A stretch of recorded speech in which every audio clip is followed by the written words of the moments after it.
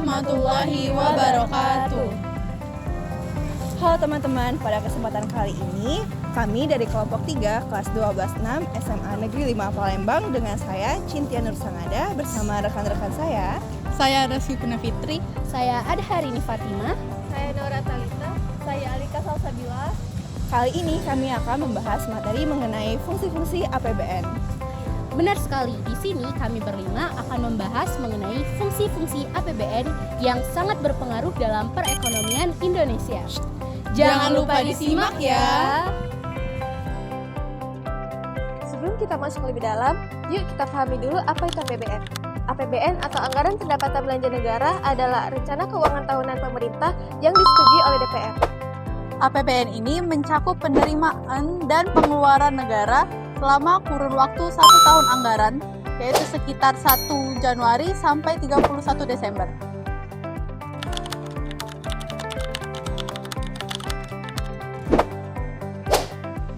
Fungsi yang pertama dari APBN adalah fungsi otorisasi. Fungsi otorisasi artinya setiap anggaran yang menjadi dasar untuk melaksanakan pendapatan dan belanja pada tahun yang bersangkutan. Sehingga setiap kegiatan yang berdasar dari APBN dapat dipertanggungjawabkan karena berlandaskan pada hukum. Nah, mungkin pengertian tadi cukup panjang ya. Nah, secara ringkasnya, fungsi otorisasi ini seperti izin resmi bagi pemerintah untuk yang pertama, mengumpulkan uang negara dan yang kedua untuk menggunakan uang negara. Adapun contoh nyata dari fungsi otoritas ini, yang pertama, mengumpulkan uang negara. Pemerintah bisa mengumpulkan pajak dari masyarakat seperti pajak penghasilan dari gaji, PPN saat kita berbelanja, pajak bumi dan bangunan. Nah, yang kedua, pemerintah bisa menggunakan uang negara. Adapun contoh nyatanya, yang pertama, pemerintah bisa menggunakan uang negara untuk membayar gaji pegawai negeri sipil atau PNS. Yang kedua, pemerintah bisa menggunakan uang negara untuk memberikan bantuan kepada masyarakat. Dan yang ketiga, pemerintah bisa menggunakan uang negara untuk membangun jalan dan jembatan. Nah, kita masuk fungsi yang kedua ya, yaitu fungsi perencanaan. Apa sih fungsi perencanaan? Fungsi perencanaan artinya anggaran negara ini dijadikan pedoman bagi pemerintah dalam merencanakan kegiatan untuk tahun yang bersangkutan. Simpelnya sih ini, fungsi perencanaan itu rencana anggaran dalam 1 tahun mendatang. Nah, contoh nyatanya yaitu adalah yang pertama, pemerintah berencana untuk membangun 100 puskesmas dan juga 50 unit sekolah dan juga membangun jalan raya tol. Nah, contoh yang kedua yaitu pemerintah memperkirakan berapa sih anggaran yang diperlukan untuk membangun jalan raya tol dan juga untuk bantuan bagi siswa yang kurang mampu dan juga untuk dana desa.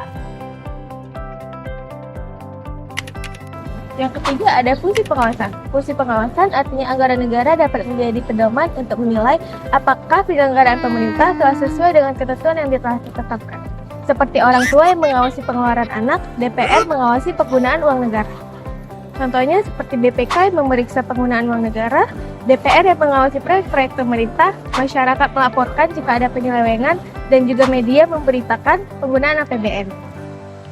4. Fungsi alokasi. Artinya anggaran negara harus diarahkan sesuai dengan kebutuhannya untuk mengurangi pengangguran dan pemborosan sumber daya, serta untuk meningkatkan efisiensi dan efektivitas perekonomian.